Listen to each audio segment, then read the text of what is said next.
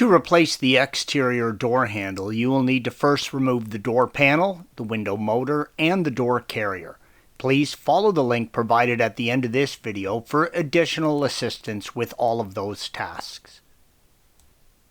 With all those components removed, begin by disconnecting the micro switch from its mount in the door, indicated by the red arrow.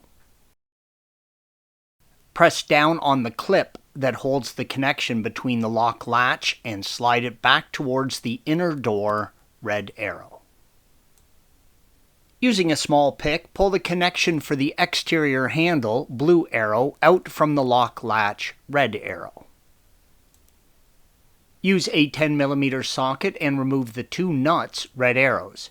Use care as the exterior handle will be free once these are removed.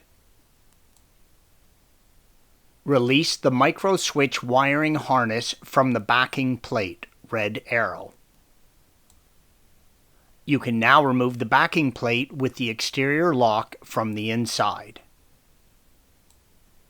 Here you can see the exterior handle from the inside. Remove the exterior handle from the door by pivoting it out from the bottom.